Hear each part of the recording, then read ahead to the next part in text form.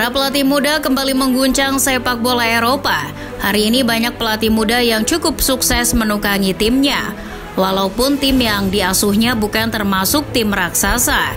Dari sekian nama yang muncul, ada beberapa yang menarik perhatian. Di antaranya adalah mereka yang melatih tim-tim di Bundesliga, Ligue 1 hingga Serie A. Bahkan ada pula yang memberikan keajaiban di Liga Champions. Siapakah para pelatih muda tersebut? Mungkinkah mereka ini pada akhirnya akan dilirik tim-tim raksasa?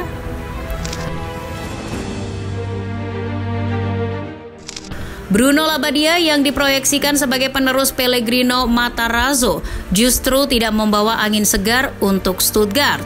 Tim itu pun akhirnya mendepak Labbadia kurang dari 4 bulan usai diboyong pada Desember 2022. Sebelum musim 2023-2024 bergulir, Stuttgart sudah mendapatkan pelatih baru. Orang itu adalah Sebastian Hoeneß yang datang pada April 2023. Dilansir Deutsche Welle, CEO Stuttgart, Alexander Werle, yakin Sebastian Hoeneß adalah sosok yang tepat untuk tim. Pengalaman Hoeneß di Bundesliga dengan menangani tim-tim muda dilihat oleh CEO Stuttgart tersebut.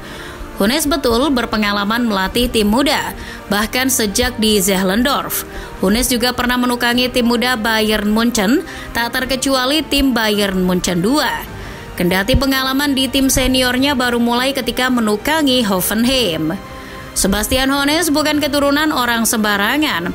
Ayahnya, Dieter Hoeneß, adalah mantan penyerang timnas Jerman. Sementara sang paman, Uli Hoeneß, juga sama. Uli bahkan kini menjabat anggota Dewan Penasehat Bayern Munchen.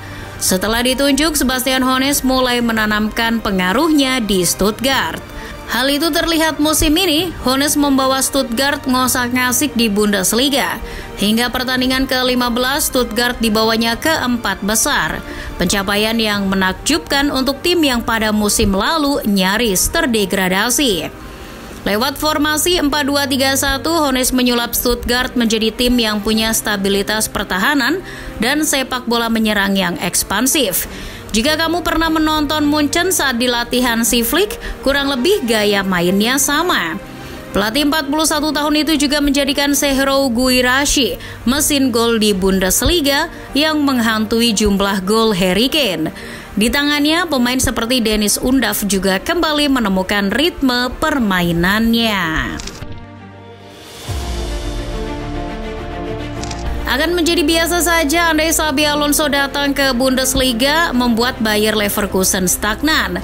Xabi Alonso juga akan dicaci maki apabila di Workself justru nyaris terdegradasi di tangannya.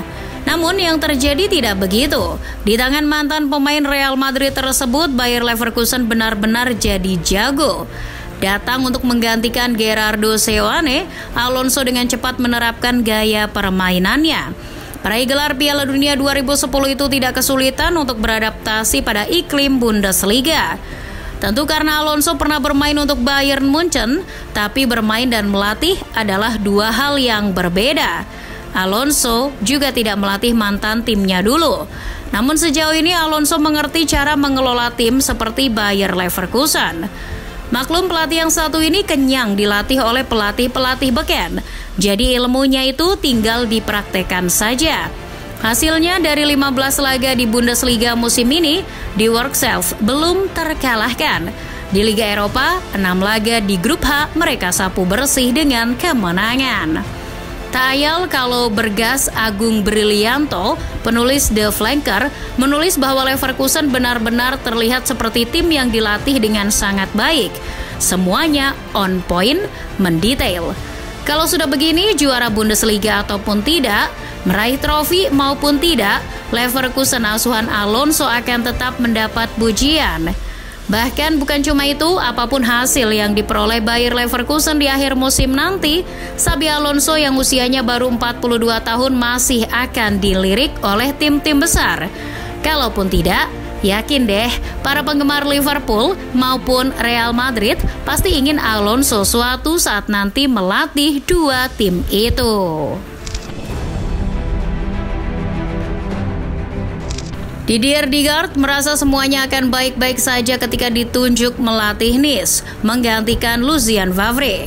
namun hanya meraih 17 poin dari 13 pertandingan terakhirnya di Ligue 1 pada musim 2022-2023 dan tersingkir di Liga Konferensi Eropa oleh FC Basel di babak perempat final membuatnya tersingkir. Petinggi Nice menginginkan perubahan, dan perubahan yang dihasilkan itu mesti dipimpin manajer baru. Alhasil, Francesco Farioli, pelatih yang usianya lebih muda dari Lionel Messi, ditunjuk. Sama sekali tidak ada catatan kalau Farioli adalah mantan pemain yang gagal melanjutkan karirnya. Farioli sudah memulai karirnya di dunia kepelatihan saat usianya masih 20 tahun. Selama kurang lebih 10 tahun, Farioli menghabiskan karirnya sebagai pelatih kiper. Tercatat sejak 2009 hingga 2019 dari Margin Coperta hingga Sassuolo. Di Sassuolo, ia bekerja di bawah bimbingan Roberto De Zerbi. Kendati begitu, melatih Nice bukan pengalaman pertamanya sebagai pelatih kepala. Sebelumnya, Farioli sudah melatih 2 tim Turki, Fatih Karagümrük dan Alanyaspor. Karena pernah dibimbing De Zerbi, permainan Farioli juga tak jauh beda dengannya. Farioli menyulap Nice menjadi tim dengan akurasi umpan 87,4% musim ini, tertinggi kedua setelah Paris Saint-Germain. Tidak sampai di situ, di tangan Farioli, Nice juga menjadi tim dengan pertahanan paling kokoh di Ligue 1. Hingga 20 Desember 2023, tim berjuluk Les Aiglons ini hanya kebobolan 9 gol saja. Paling sedikit dari semua kontestan Ligue 1. Juga paling sedikit di antara seluruh tim di 5 liga top Eropa selain Inter. Mereka mencatatkan 10 kali nirbobol, 8 diantaranya secara beruntun. Farioli sukses membangun tembok kokoh dengan materi pemain seperti mantan pemain di Rotten, Dante dan Jean-Claire Todibo. Juga kekuatan lini tengah seperti Khéphren Thuram dan Morgan Sanson.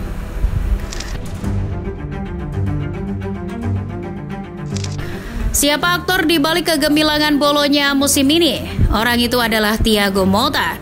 Motta yang usianya baru 41 tahun berusaha membawa Bolonya kembali ke papan atas Serie A dan membuka peluang bermain di kompetisi Eropa.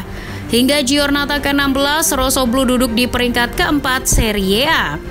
Nama Thiago Motta tentu saja tidak asing. Ayolah, siapa bisa melupakannya saat membawa Inter meraih treble winner? Usai gantung sepatu pada 2018, Motta melanjutkan karir kepelatihannya. Motta belajar di Akademi Kepelatihan Coverciano. Ia juga menyerap ilmu dari banyak pelatih hebat seperti Unai Emery dan Jose Mourinho.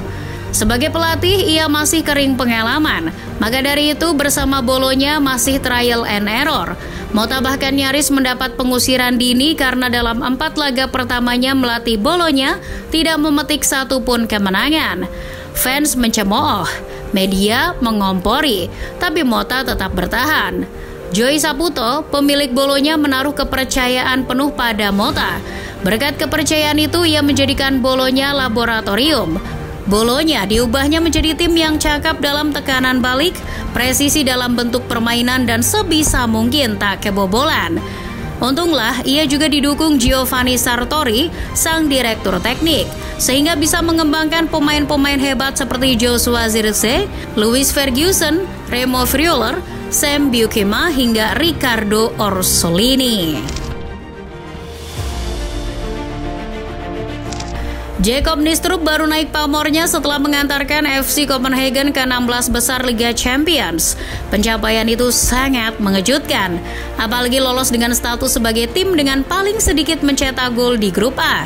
Terlebih, The Lions sudah lebih dari sedekade tidak melangkah ke 16 besar Liga Champions. Nistrup bukan pelatih yang diboyong dari tim lain. Ia mulanya adalah asisten Jes Torup. Setelah Copenhagen tidak melanjutkan kerjasama dengan Torup, Nistrup naik menjadi pelatih utama. Usianya baru 35 tahun. Namanya sudah tercatat di buku sejarah. Meski masih muda, di Denmark, Nistrup orang yang cukup temperamental. Ia acap menampakkan kegusarannya, namun ia juga tegas. Nistrup juga menjadi sosok yang tidak segan mengakui kesalahan. Ia paham bahwa permainannya tidak disukai oleh penggemar FC Copenhagen seluruhnya. Rangkaian hasil kurang baik di Liga Denmark menjadi pemicunya. Namun dengan fleksibilitas taktik dan agresivitas permainan The Lions di tangannya, Nystrom menjadi salah satu pelatih muda yang layak mendapat sorotan.